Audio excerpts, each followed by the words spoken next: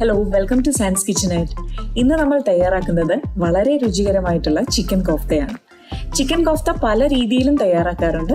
ഞാനിവിടെ ചെയ്യുന്നത് ചിക്കൻ കോഫ്ത കറിയാണ്. അപ്പോൾ നേരെ തന്നെ വീഡിയോയിലേക്ക് പോകാം.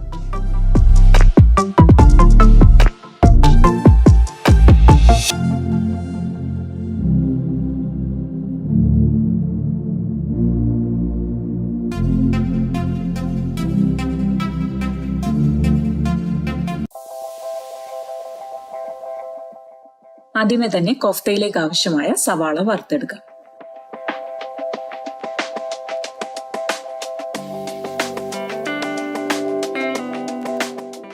ഇനി ബോൺലെസ് ചിക്കൻ മിക്സിയിൽ അരച്ചെടുത്തത്. ഞാനിവിടെ 400 ഗ്രാം ചിക്കനാണ് എടുത്തത്. ഇനി ഇതിലേക്ക് 1 ടീസ്പൂൺ വെളുത്തുള്ളി ചെറുതായി അരിഞ്ഞതും, അതേപോലെ 2 പച്ചമുളക്, 1/2 ടീസ്പൂൺ കുരുമുളക് പൊടി, 1/2 ടീസ്പൂൺ ഗരം മസാല. ഇനി ആദ്യമേ ഫ്രൈ ചെയ്തെടുത്തു വെച്ച സവാള പൊടിച്ചു ചേർക്കാം.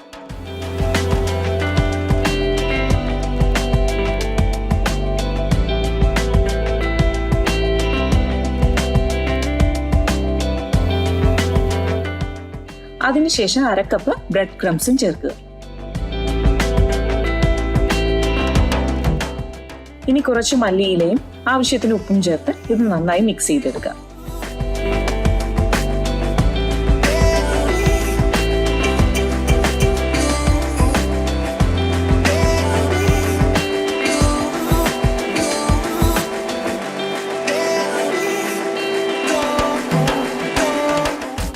ഇനി കയ്യിൽ ഒരൽപ്പം ഓയിൽ പുരട്ടി ഇത് ഉരുളകളാക്കി എടുക്കാം.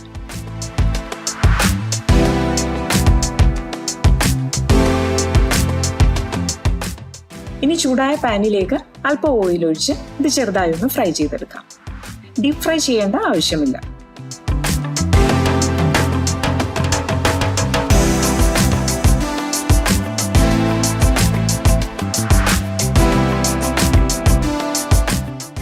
ഇനി കോഫ്തയ്ക്ക് ആവശ്യമായ ഗ്രേവി തയ്യാറാക്കുന്നതിനായി ചിക്കൻ വറുത്തെടുത്ത ഇതേ ഓയിലിലേക്ക് 1 ടീസ്പൂൺ വെളുത്തുള്ളിയും ഇഞ്ചിയും ചെറുതായി അരിഞ്ഞത് ചേർത്തൊന്ന് വഴറ്റുക. ഇനി 2 സവാള നീളത്തിൽ അരിഞ്ഞതും 1 പച്ചമുളകും ചേർത്ത് ഇത് വഴറ്റിയെടുക്കുക. അതിനുശേഷം 2 ചെറിയ തക്കാളി അരിഞ്ഞതും കൂടി ചേർത്ത് ഇത് നന്നായി വേവിച്ചെടുക്കുക.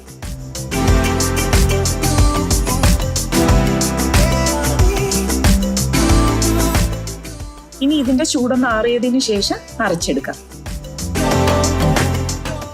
ചൂടായ പാനിലേക്ക് 1.5 ടേബിൾ സ്പൂൺ ഓയിൽ ഒഴിച്ച് ഇതിലേക്ക് 3 ഏലക്ക, 2 ഗ്രാമ്പും, 1 ചെറിയ കഷ്ണം കറുവപ്പട്ടയും ചേർത്ത് ഒന്ന് മൂപ്പിച്ചെടുക്കുക. ഇനി ഇതിലേക്ക് തക്കാളിയും സവാളയും അരച്ചെടുത്തത് ചേർത്ത് ഒരു 5 മിനിറ്റ് ചെറുതീയിൽ വെച്ച് നന്നായി വഴറ്റുക. ഇനി ഇതിലേക്ക് 1/4 ടീസ്പൂൺ മഞ്ഞൾപ്പൊടി, 1/4 ടീസ്പൂൺ നല്ല ജീരകം പൊടിച്ചതും, 1 ടീസ്പൂൺ മുളക് പൊടി, 1 ടീസ്പൂൺ മല്ലിപ്പൊടി, 1.5 ടീസ്പൂൺ ഗരം മസാലയും കൂടി ചേർത്ത് പൊടികളുടെ പച്ചമണം മാറുന്നത് വരെ വഴറ്റിയെടുക്കുക. ഇനി 1.25 കപ്പ് ചൂടുവെള്ളവും ആവശ്യത്തിന് ഉപ്പും ചേർത്ത് തിളപ്പിക്കുക.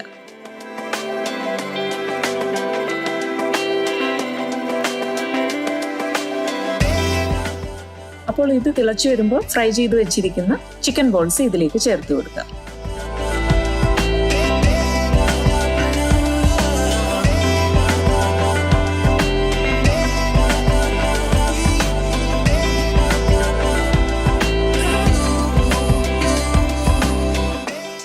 ഇനി ഇത് മൂടി വെച്ച് ചിക്കൻ നന്നായി വെന്ത് ഗ്രേവി ഒന്ന് കുറുകി വരുന്നത് വരെ ചെറുതീയിൽ വെച്ച് വേവിച്ചെടുക്കുക.